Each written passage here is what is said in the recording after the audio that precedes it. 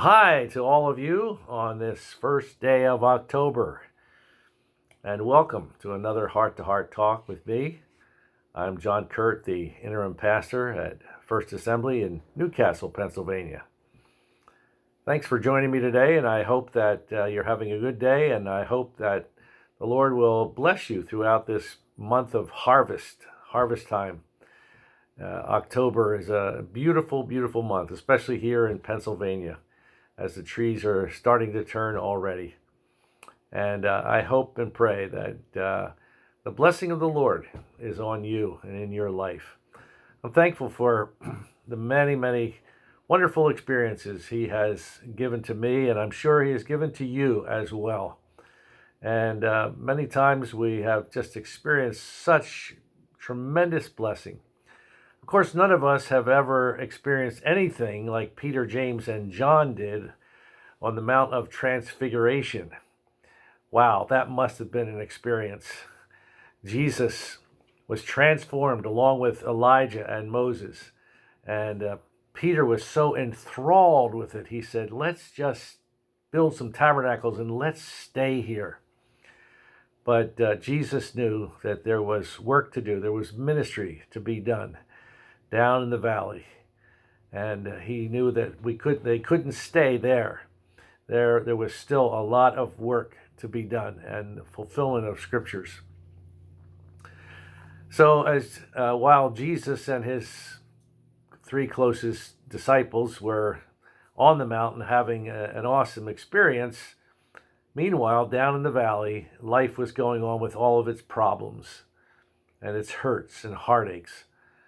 And as Jesus comes down from the Mount of Transfiguration, he is immediately confronted by a crowd of people who were coming to him with their needs. One man in particular got Jesus' attention and is the focus of Dr. Luke in this passage. Luke is the writer of this gospel. We don't even know this man's name, but he came to Jesus with his son, who was controlled by demonic forces. Now, some believe that he was demon-possessed. Some believe he was afflicted or tormented by demonic powers. Some believe he had epilepsy, and which people in that day generally attributed to an evil spirit.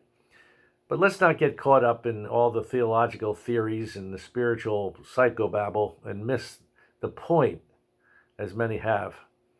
This father really didn't care about analyzing the cause of his problem. All he knew was that he was devastated that his boy was not right. And as I thought about this man, I tried to imagine what he had gone through up to this point, from the time that his son was born until this present. It must have just been so disappointing. When at first it must have been exciting to have, as it is, to have a birth, but then to be disappointed. And so this man brought his son, and it says in verse 42 that even while the boy was coming toward Jesus, as Jesus called him, the demon threw him to the ground in convulsion. And that word used there is vivid. It's the word used of a boxer dealing a knockout blow to his opponent, or of a wrestler throwing someone. And it must have been a pitiful sight to see the boy convulsed. And so here we have a father who was heartbroken.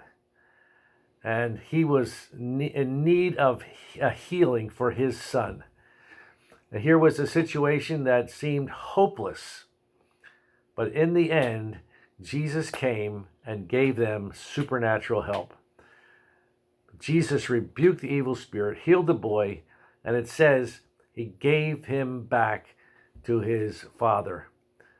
Now, I don't know what your heartbreak is today. We all have them.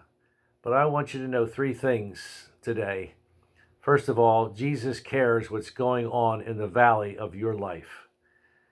Some people have a view of Christ that he's way up there in heaven and out of touch with us. But the Bible says he is touched with the feelings of our infirmities. Hebrews 4:15, for we do not have a high priest who cannot sympathize with our weaknesses, but was in all points tempted as we are, yet without sin. He knew suffering, rejection, sorrow. Isaiah said he was a man of sorrows. And so you're not just a number. Society makes us feel like that today. But, you are not just a number. He knows you by name. And the Bible says that we should come to him and cast all of our cares on him because he cares for you. The second thing is this. Not only does he see what's going on in your life and care, but he comes to us. I think of Jesus looking over the sea and the storm and saw his disciples' distress. And it says in Matthew 14 that immediately Jesus made his disciples get into the boat and go before him to the other side while he sent the multitudes away.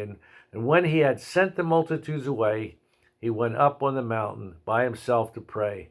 When evening came, he was alone there.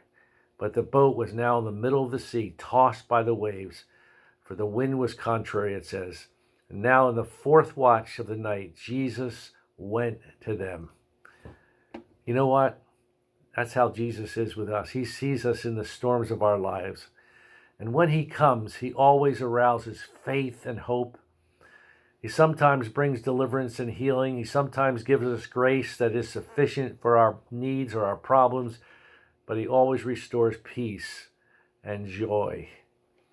Jesus knew that they couldn't stay up there on the Mount of Transfiguration. There was ministry and a need below in the valley. And he came from heaven to earth in the first place to seek and to save that which was lost. He knew his mission was not to just hang out on mountains and enjoy the glory, but to go to the people hurting and heartbroken from life down in the valleys. And reach out to him today, because I believe he's coming to you, to minister to you, to minister to your need at this very time. And the third thing to remember is he is in control. He is sovereign.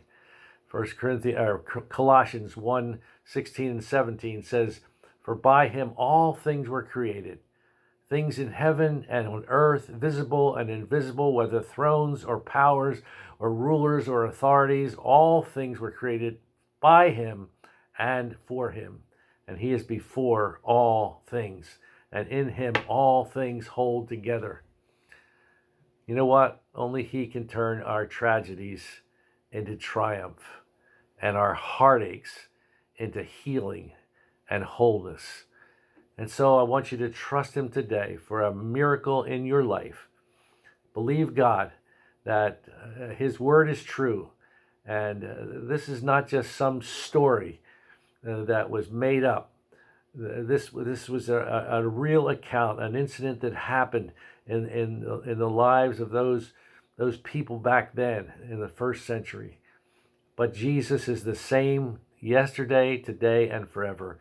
And just as he came off the mountain to that man and gave his boy back to him, healed his boy, so he is coming to you today. And reach out to him and just touch him and believe him for whatever it is, whatever the need is that you have in your life. Just believe God that he loves you, that he cares for you, that he's in control, and that in his time he will make everything beautiful. Well, God bless you today. I trust that you have a great day. And as I said before, have a great month, this month of October. May you be truly, truly blessed. Lord willing, we'll see you tomorrow. Bye-bye.